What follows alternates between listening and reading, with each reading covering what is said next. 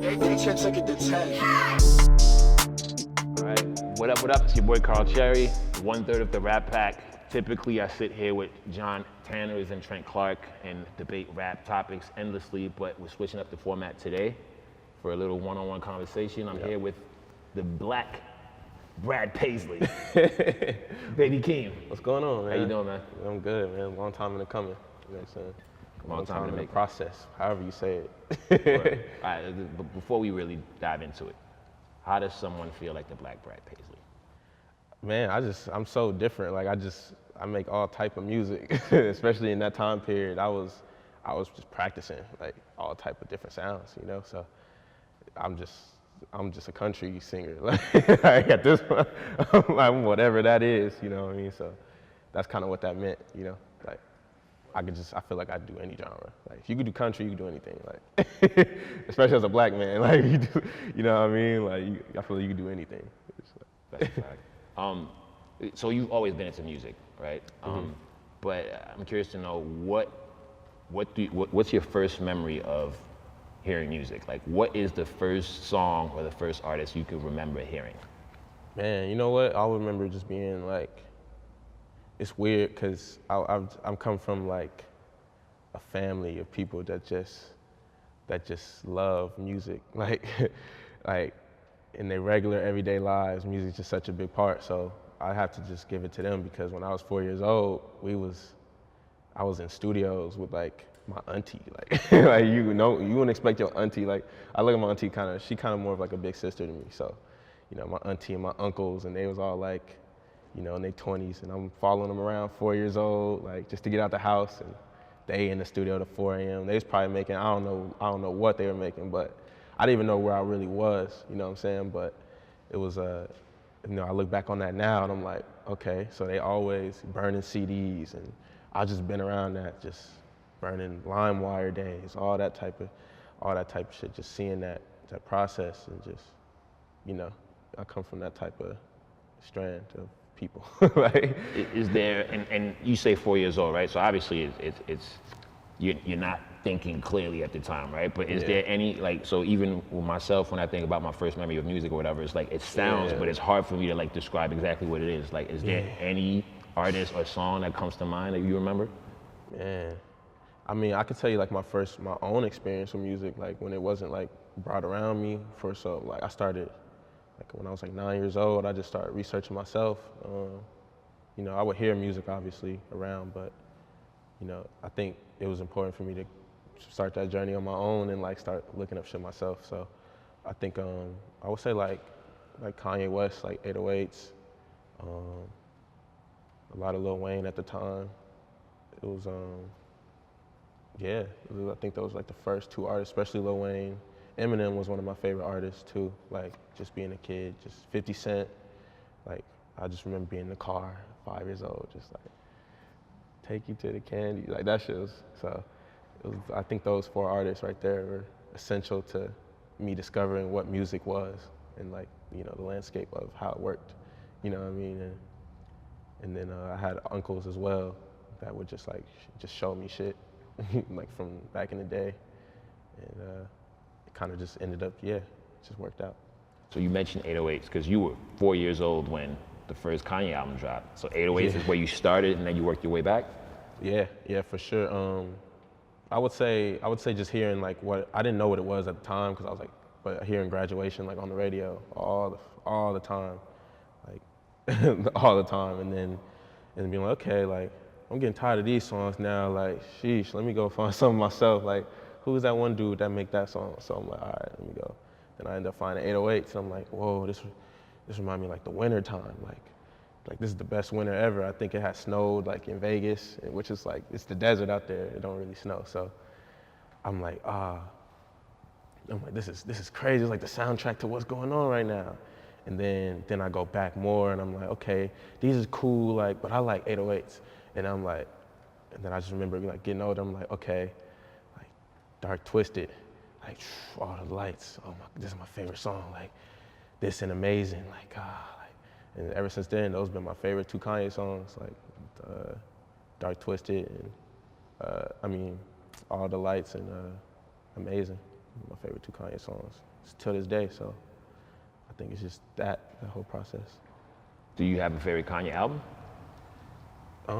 That's so tough because that's so tough, man. I mean, I think my most influential album would be 808s for sure. But I think my favorite album could be Dark Twisted. But it goes back and forth. One day it'll be 808s, and the next day it'll be Dark Twisted, and you know. There's no wrong answer when it comes to There's no wrong Kanye's answer. catalog. You can even say the first two albums, like whichever one, like, you know, that guy is creative genius. So, you know. So you spoke about some of the entry points to your music, but you're also on the record saying that Cudi is one of the people that influence you. Who else influenced you? Lil Wayne for sure, Eminem and his storytelling, like the way he could just embody a character on the song and change his flow so many times. That influenced me. Even some of the artists that have come out like when I was in high school and just seeing like Uzi, all those guys do what they did in the SoundCloud times and things like that. So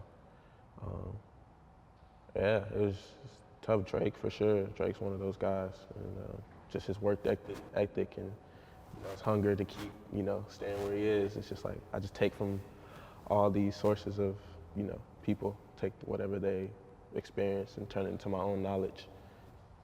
But yeah, that's some of the artists, for sure. So, I read up on some of your interviews, and you mentioned that you've always been around music, and that's kind of what led you to want to be an artist. But right. Is there a specific reason why you wanted to make your own music? Yeah, it's funny because, like I said, I grew up around like FL Studio early. Like I seen FL Studio being used in like '07, like you know what I mean? So it was one of those things where it's like, okay, they doing this as like a fun thing. They got their jobs on the side, my family, and I'm like seeing it, and it's like they want me to get involved. I was always scared. Like I'm like, okay, I'm scared. I'm only 6 years old. Like I don't know. Like, what do you mean freestyle? Like what is that? Like, I'm not doing that. Like y'all gonna say I suck. Like why would I do that? So it's just that, and then just from there, that little peak, and it's just like, I want to do it. I want to do it today. Like, I think I want to rap in front of them, and I'm like, nah. So it's just days like that, like the moments of just the gatherings and stuff like that. It just made me realize, okay, like maybe this is something I want to do when I get older. You know what I'm saying? And I was familiar with FL Studio from like 9 years old. I just didn't start using it until I was like, you know what I'm saying, like 14. Until I developed my own habits and things like that. But yeah, it's for as long as I can remember. I think when I was like 14 years old is when I really like, okay, I want to make music. Like I want to really do this. Like, and then I didn't know I really wanted to do it I did, because I wouldn't have done it. Like, I wouldn't have wasted my time. Like, you know what I'm saying? I'm like, if I'm gonna make music, I want to be an artist. Like that's the whole point for me. So that's when I discovered that. So you started around when you were 14, and you literally were trying to find your voice. Like you wrote first and waited until your voice was deep enough. Yeah, it turned out like that. Like I would be I'd be on the game with my friends, just talking, yapping with my squeaky little voice, like yeah, da. So I'd be on the game, and we'd be rapping and shit, and some of my homies ended up actually recording a song, and then so we just started doing that, and then in the process of just doing that, we would just work kind of together. Like we were just like, oh, what are you working on? Like we'd be on FaceTime, like, what are you working on? Oh, I'm working on this, like da. So it just became that every single day, and then before you know it, I've got good. So I think it kind of just happened naturally like that, Yeah. What was your creative process back then? Like, how did you come up with ideas? You know what? At first, I started by just writing a song and then finding a beat, and then it turned into finding a beat and then writing the song, and then it turned into recording a mumble of what I hear in my head, and then finding the lyrics to whatever I just mumbled, and then and then I think it's just always growing. So in doing all that, I kind of have a lot of processes now because I put that time in to each one. And so, yeah. So you mentioned some of your friends were into music, because I also read that you know, you mentioned that there's no music scene in Vegas, but you had a lot of peers that were into music. Yeah, I had a lot of homies like that I play the game with, and it's just like, you know, from all over the world, pretty much, like all over California, and I'm in Vegas, so, and just like, but, you know, people know what I'm talking about when I mean you got homies on the game and all that shit like that, but, you know, just in playing the game, you just get close. Like, you know, it's just like, you know, natural vulnerable element when you playing the game. It's just like, all right. So that's really how that stemmed off, and then people just start rapping and stuff. Like, we was always into the same thing already, you know, music, talk about artists coming out, talk about albums, talk about Kid Cudi, talk about all this shit. So, you know what I mean? Like, that's how it kind of stemmed up. So I was looking up the ID magazine piece. Yeah. And coincidentally, right around the time that you started making music is around the time that you reconnected with Kendrick. Mm-hmm. But I focused in on the word reconnecting. As Right. you guys lost touch, what had happened exactly? I was a kid, honestly. Like, it's just like, I wouldn't even say lost touch. Like, I was just like, last time I seen him, I was probably like really young, like probably like 5 or something. I was just a kid, like, you know what I mean? So, I probably would say like, I had started making music when I was like 14, right? And then I didn't see him. It was an unfortunate situation that happened in my family. And then I guess we kind of just connected through that. But like, I wasn't really making music to the point where I would be like, yo, like, you know what I'm saying? So I was just kicking it, like, you know, whatever, it was whatever. He didn't really even know until like later. I finally just like sent him a song, and it was just like, oh, he's like, oh shit, like, like he heard something, and I guess he's like, I'm gonna play this for everybody in the studio. And I'm like, all right, for sure. And then I was like, all right, I'm gonna wait. I'm not gonna send him no more music. I'm gonna wait and get better again, and then we'll come back later, and then I'll send him music again. And then, so I wasn't sending him music for a minute, and then, like, I don't know, yeah, we just touched bases on that, but we connected through that unfortunate situation that had happened. And I guess, yeah, we just got cool, like, on that aspect first, like, you know what I mean? Just on a regular aspect. He didn't even know I made music for a while. Like, I was on something like, I just want to go. Like, he was like, what do you want to do? I was like, I just want to go to college, bro. Like, I'm gonna figure it out. Like, cause I wasn't even 100% sure like I was even good at music. So I'm like, yeah, I want to go to college. Like, I probably want to act. Like, I want to do this. Like, one day, just like, I'm gonna figure it out. Like, but I gotta get to California. Like, that was my whole thing. I gotta get to California by 18. I'm gonna figure it out. He's like, yeah, you gonna figure it out. Like, you gonna figure it out. I'm like, for sure. It sounds like you were a little hesitant at first to even reach out and send him music. Yeah, cause I figured like, I'm like, everybody does that. Like, yeah, I knew from a young age, like, I'm not trying to do what everybody does. Like, you know what I'm saying? Like, and I wasn't even doing it seriously enough to even be like, I would just be disrespectful at that point. Like, you know what I'm saying? Like, I feel like you have to, you know, it's a million other people that want that opportunity, so you have to really live up to it if you're gonna do it, you know what I'm saying? So I didn't want to like be disrespectful by even wasting his time to even listen to something, you know? He could be listening to something else. So I want to be very careful with how I, you know, went about things and respectful, you know? You said he heard it and said, oh shit, I'm sending it to everyone. But do you remember any specific feedback he gave you when you first heard the music? I just remember like my first ever like real like time sending him music, he was probably just like, don't put it out. And I was like, why not? Like, he's like, don't put it out. And I'm like, he's like, this is called like how you get the melodies. Like, you get the melodies, but just don't put it out. Like, I'm like, all right. But I see what he meant now. He was just like, you want to wait. Like, but I didn't know. I didn't listen. I just still put it on SoundCloud. I went to school the next morning. Like, yeah, I made that. Like, but from there, yeah. That was like the initial reaction, but I never knew why he said that. I kind of just figured it out on my own, like later in life, like now, like okay, like you got that strategy and shit like that, and you don't want people to. I'm practicing, like in my head, I'm just practicing, so I just treated it like practice and kept doing it. But it was definitely like a confidence booster for sure. Like it was like, okay, like he fucking with my melodies, like that means like I'm just gonna keep doing this then, like keep doing it over and over. So yeah. So you recently made references to you guys being cousins, but initially it felt like it was strategically like something that you kind of didn't want to acknowledge. Yeah. Was that because you wanted to earn things on your own merit? Yeah, not for sure, 100%. Like I said, it would be just like if I wasn't ready to like do what I'm doing now, then then it wouldn't be happening. You know what I'm saying? Like I want it to be, even in the process of just like I wouldn't even ask for anything. Like, you know what I'm saying? Like I didn't send him my music until later, you know? So I just want to make sure it was, you know, like for me personally, I just want like make sure it was like owned, like, you know what I'm saying, it's not handy. And there's plenty of other people that come from my family too that do music, but I don't know why their process never, you know what I'm saying? So, like I don't know what's going on with that, but yeah, I just figure like.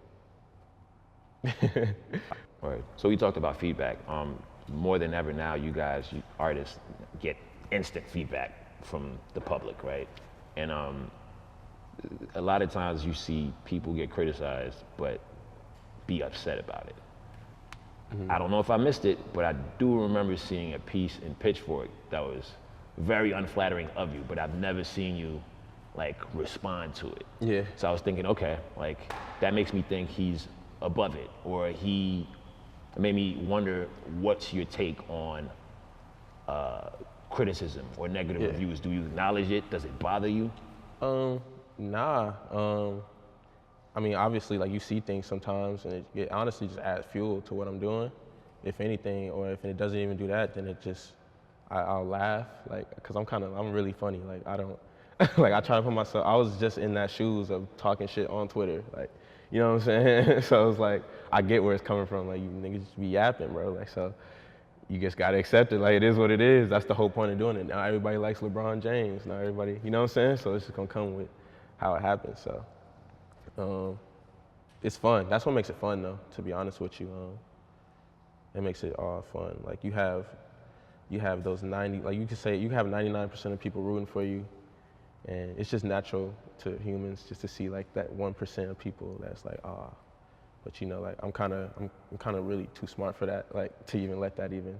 I'm like, bro, I got 99% of these people, like they love me, and it's like, you know, I owe it to them to keep making the music I make. I can't let these other people, you know, throw me off from what they like. You know what I'm saying? So, yeah. It's a good perspective. One of the things that's very interesting about your journey to me is that you started so early. Like you're from a generation where a lot of the artists that break through, they started rapping a year or two before their breakthrough moment. But you had a whole plan. Like it was like, all right, I'm gonna write first, wait till my voice gets deeper, and then I'm gonna keep writing. Like, do you feel like that gives you an advantage? Because you're a veteran, you're an upstart, but you're also a veteran. You've been at it for a while. Yeah, no, it better, because I've been in that room researching. That's my whole thing. Like that shit didn't give me an advantage. I'm not trying to do it.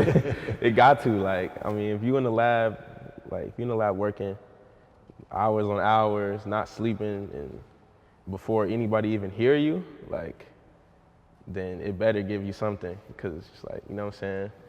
And that was my whole thing. I've been planning that since. Like, I'm gonna outwork everybody. Like, once I realized I was like good at it, like it became like, okay, I really want to do this. I'm like, I'm about to just try to outwork everybody and learn and research everybody. I'm gonna try to know things people don't know, and like, you know what I'm saying? I'm gonna figure out how to get an upper hand, because I look at it as like competition. Like at the end of the day, like you have your friends and things like that, but you in competition. So that's the only way I want to do it. Like I don't want to be in here like, you know what I'm saying? Like I want to compete against other artists. That's the whole, that's my whole point. Like, you know what I'm saying? Like I like the comparisons, you know? Like I like seeing all that, like, you know, it just fuels me. That's what motivates me most of the time, so yeah.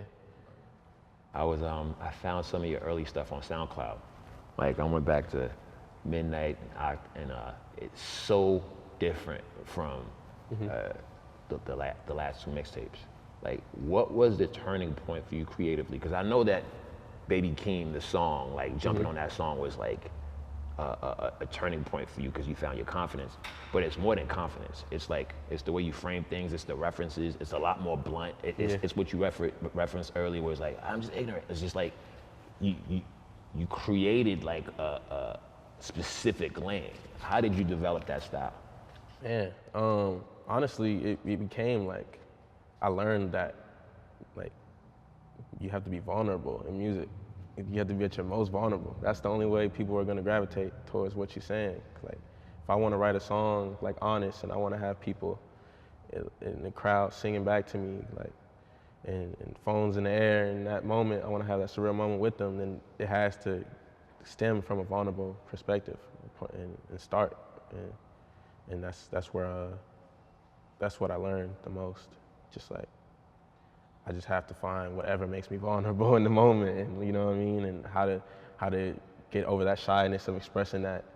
Like even with going to the studio, like it's times where I'm like, I can't have nobody in the room. It's some people that's never seen me record that be around me all the time. You know what I'm saying? Like even with engineers, like I'm so picky with who I let record me, because like at the end of the day, I gotta be able to say things that I wouldn't normally tell people, you know? Like some things I've said in music I've never told anybody, you know what I'm saying? And like I get calls all the time from family members like, how did you know like to say that? Like, like, you know what I mean? Like, cause I'll keep things in, you know, and I'm reserved, and you know, I just, yeah, it just shocks them, I guess. So that's where I'm at with that. Right. So on your last project, Orange Soda took off, platinum. By the time this airs, it's gonna be over 200 million streams on Spotify. Damn. Right? But I heard that you're kind of sick of the song. Nah, honestly, I think I'm not sick of the song. I'm just sick of the Orange Soda references, like you know what I mean, like in terms of like actual soda, like and like the color orange, like you know what I mean. But I still love the song. Like when the song comes on, I'll gladly perform it, because I didn't get to, like the whole last year, I didn't get sick of my own song. So, you know, it's kind of just like catching up to that and getting reacquainted to the people that like my music. Again, it's like starting over kind of for me. Right. So speaking of last year, like you went into 2020 literally one of the most exciting emerging artists, you know, in hip hop, or in general. And your album most likely would have come out in 2020 if everything was open, but then shut down. Yeah, it did. Right. How did you deal with that? I took it hard at first. I took it real hard, because it was like this would happen to me, like me. And it was like that for a good month, I would say, until I realized, I'm like, bro, music aside, bro, like people are, you know what I'm saying? Like what's going on outside, like I'm actually blessed to be in my position. Like, you know what I mean? Like compared to anyone else, like Dave likes to say this phrase a lot. He's like, you wouldn't, like I look at you and I could tell like you wouldn't want to be any other artist. Like you wouldn't even trade places with whoever, like right now. And I'm like, damn, you're right. And I'm like, and just on a personal level, like I'm in a good situation. Like I live here, I got to smell the palm trees. Like some people, you know, don't have that situation, don't have that same fortune. I get to take care of my family throughout this time. I know they're straight, you know what I'm saying? And I looked at it like after the first month of being like, my album, like I stopped, I was like, okay, this is what's really going on. Like, it's kind of hard to get out that artist mindset, you know, when you just in it. Cause I was really in it. Like I was in the trenches with that album. Like I'm still in the trenches with that album. I was really in the trenches, like trying to get it done. I was ready. It was like all your dreams. But like I said, I put myself in other people's shoes and I realized I was blessed. It was actually, and I got to take time and perfect my actual album. And it sounds completely different now from what I had. So I'm actually grateful that I had the little time to work and really perfect everything. Sorry. So it sounds like, because for a lot of people, a lot of creatives, artists, they had a hard time being creative during the pandemic. Like they hit a wall, but it sounds like you didn't have that problem. No, at first I did for sure. When I was in that, before I started looking at everything differently, because I tried to go back to working and I was still in that zone of like oh my God, like why is this happening? Like, and then once I got out that zone and realized I was blessed, I started taking advantage of the situation to my favor. I'm like, I went back to my same thoughts, like I'm gonna outwork everybody. So I went right back to it, like after, and I got myself together, put my shirt on, clean, got back right, and I went back in, and it worked out for the best, I would say, for sure. Outside of recording and writing and being creative, how did you spend your time during the early parts of the pandemic? Honestly, I was just playing video games. Like, I was chilling. Like, that's why I was like, once I put down the controller, I'm like, wait, I just played video games for like months straight. Like, I made some important relationships. Like obviously, like it's nuts. Like, you know, I met a producer, like this during that time, and he's ended up working on like half of my album. You know what I mean? Like together, we built like a chemistry. His name's Scott Bridgeway, and yeah, it's been nuts. Like usually before it was just me, like really just me, like really getting out the mud, making beats every day in the studio, like. And so now it's cool to have someone that could bring other ideas to the table and expand in that way. So that understands my sound, because we spent so much time in the pandemic just talking, just like, I want to do this, like you know this song like on 808s, man. Like I always wanted a song like that, like that made me feel like you know what I mean. So I use it to my advantage for sure. Like, well, speaking of production, you know, one of the early moments of you getting notoriety is for producing for others, right? Like you were on J-Rock's album, you were on Black Panther, but it seems like you've been focusing on your own stuff. Oh, Lion King, but it's not. Let me not forget that one. But it sounds like you've been focusing on your own music mostly. Do you foresee yourself producing for others somewhere in the future? Yeah, of course. I like to be selective with what I do. I don't want to have a scenario where I have something that I just don't like in the prime. I'm like, damn, I fucked up. Like I fucked that person up. You know, because like 80% of music is like the beat now. Like, you know what I'm saying? So I don't want to have that scenario. So I'm really selective with what I do and who I work with and like who I produce for in the future. But yeah, no, it's for sure. Like after the Lion King thing, I kind of just like, all right, like that was crazy. I never thought that would happen. Like, like that's something I couldn't even fathom doing. So I'm like, all right, this shit has endless possibilities. Like let me hone in on myself real quick, and then I could dazzle in, you know, sprinkle every now and then, come back on somebody else's album, or, you know, I think it's a good skill to have, because even when I'm not dropping albums, you know, when I'm giving my music a break, and I could come in and still be heard in some form on other people's work, and I think I like it. I like having that in my arsenal for sure. So you mentioned being selective. One of the ways you've been selective is with collaborations. You know, even though hip hop is very collaboration driven, you're someone who's buzzing right now. I'm pretty sure a lot of people have been knocking on your door trying to collaborate. But up to this point, up until Do-Rag Activity, you hadn't collaborated with anyone, whether it's somebody on your song or you hopping on somebody else's song. Yeah. Why was that? It seems like strategic. Why was that important to you? Like I said, it was like going back to the whole like get it on my own situation. Like I wanted a situation where the people that listen to me are listening to me for me, and you know what I'm saying, and even a situation where it's hard for them to accept me working with other people, like, which is what we have now, like going on. It's like, you know, they like Keem, and that was important for me to build that foundation, and you know, of my loyal folks that support me and things like that. And I just wanted to do that, keep it in-house, keep my sound. I wanted to develop what my actual sound was before I even had people influence my sound, you know? And yeah, that was really important for me. One collaboration that people have been speculating on is you potentially working with Drake, ever since they saw the picture of him popping up at your show. Yeah. How did you guys connect? Man, how did we and Drake connect? That's a great, I think it was like right when like Drake's tapped in, so as he should, you know, he tapped in. So he, as soon as Die For My Bitch came out, he, I think it was probably like a few months after, he like reached out, and DM? he's like, yeah, he's like, yo, like, bust her up. I just remember like seeing a bunch of emojis, and I'm just like, it wasn't even a conversation I'm working. It was just like, damn, I look up to you, like, you know what I mean? So. Like, honestly, I'd be like, I look to him like, I'm like, yo, like any advice I could ever soak up from him is just like, I try to do that, you know what I mean? But it didn't become a thing of, I don't know. I don't know if we'll ever work, like we'll see, like whatever happens in the process. Like there's been some talks about it, but you know, it just gotta happen. It gotta be the right record, and it gotta be the right situation, the right timing.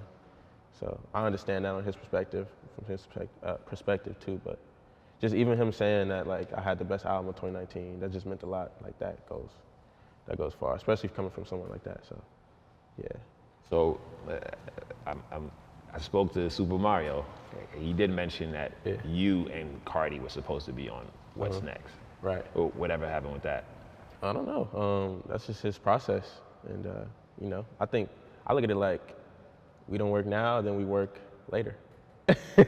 You know what I'm saying? Like, especially with someone like Drake. You know what I mean? Like, it's that's his process. I can't hate on another man's process. Like, I do the same thing. You know what I mean? Like, I'm the coolest person. Like, I'm not ever gonna, you know, I can't ever be emotional at somebody's process, or you know what I'm saying? Like, that's their process. All right, let's talk about the album. Let's get into the album. Sick. How long have you been working on it at this point? It's been like 2 years. 2 years, yeah. Even like I have records from this, like before Die For My Bitch, that I just held off because I'm like, this is a record. Like I wanna do right by it. Like I wanna make sure it has something like really that supports it around it. So it's been like 2 years.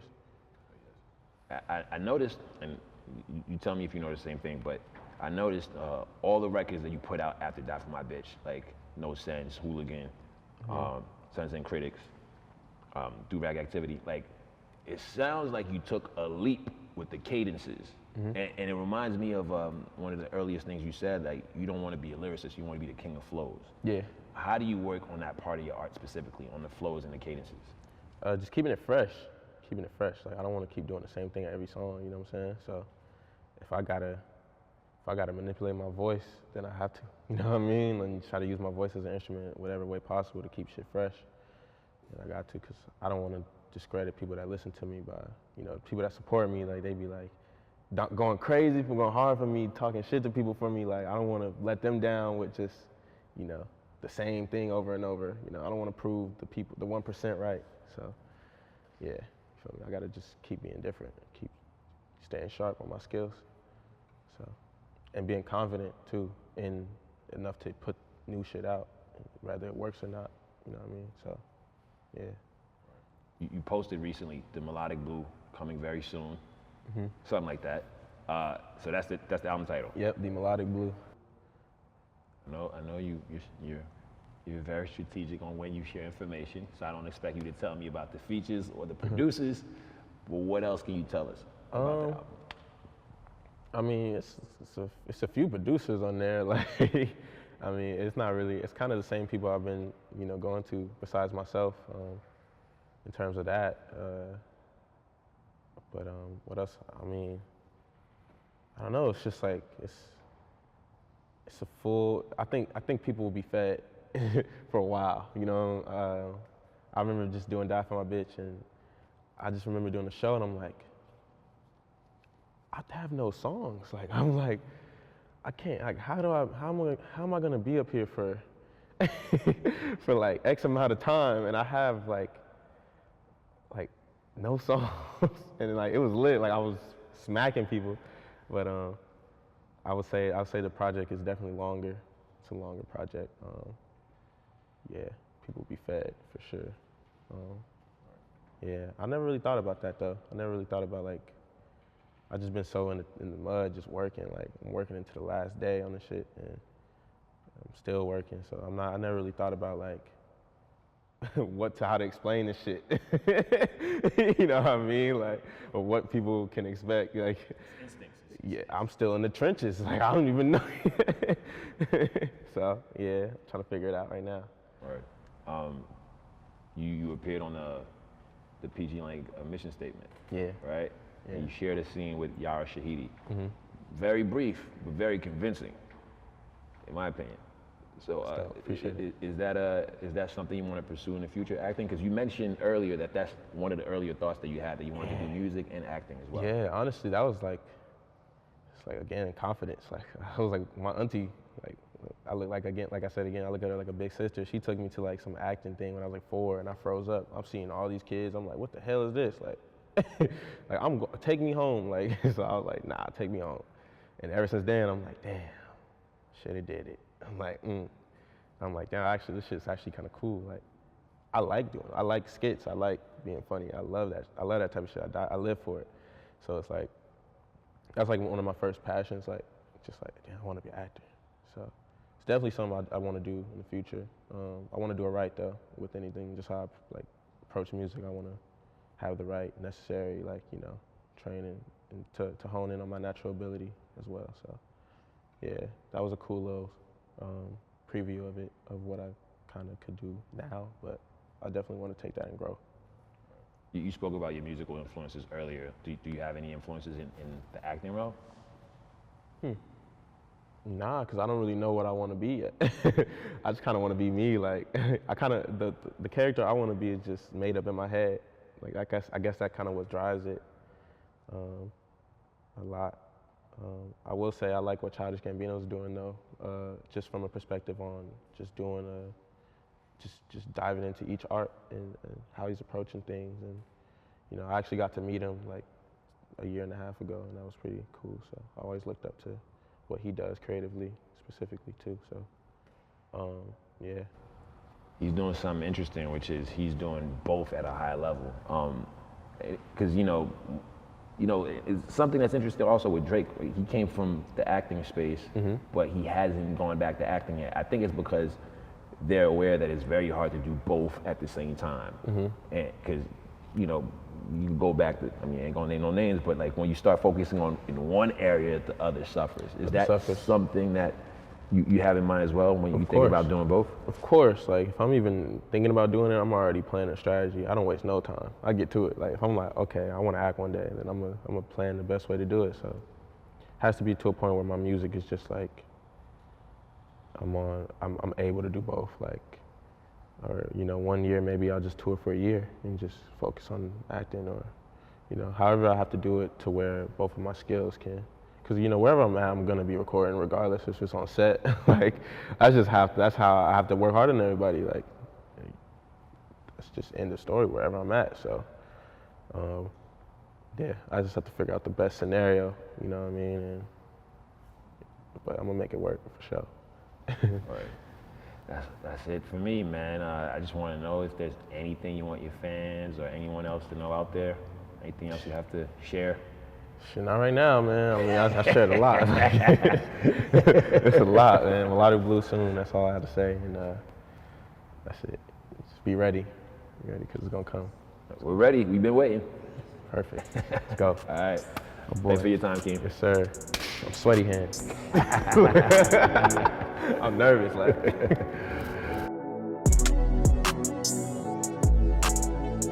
It went well.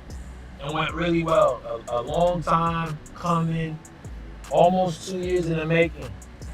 We had a conversation not a couple years ago, but in 2019 about me doing his first on-camera interview, because he's done print so far, but hasn't done anything on camera. But obviously, pandemic happened. Actually, we were planning to do the interview closer to like the first episode of the podcast that we did. So it went well. He was comfortable. I'm happy to see that, because you know, some of these artists, these emerging artists, they need to work up their confidence to talk to people, right?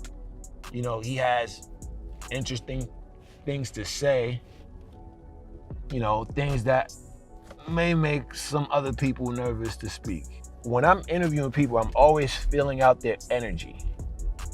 And one thing that I want to make sure of is that the energy never changes from being good and comfortable to tension, because then you'll lose the subject and you may not get much more out of them. So for example, you know, I know that the Kendrick stuff he's willing to address and he's ready to talk about it, but I stayed on that topic for a while. So, you know, I was constantly gauging like, all right, at what point is it gonna start feeling like I'm spending too much time on that particular topic?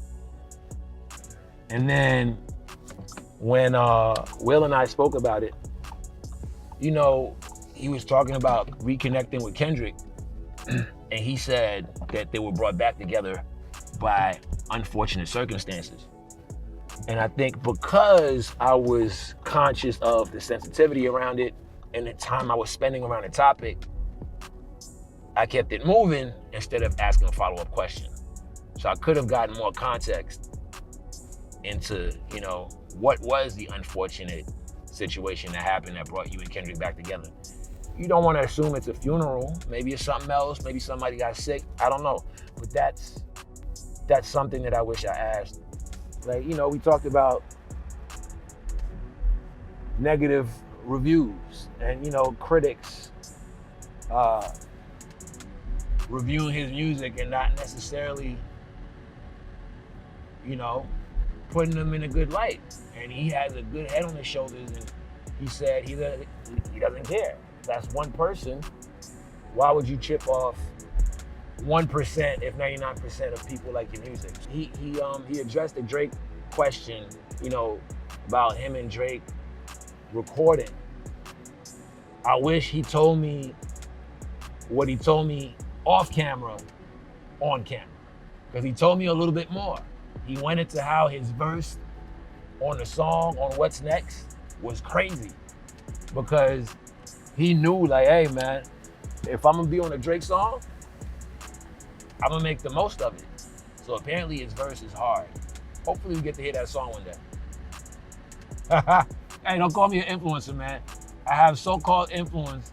When I think about influencers, I think about people that get paid to peddle products on Instagram and TikTok. I don't do none of that stuff. I have a job, I have a platform, but not an influencer.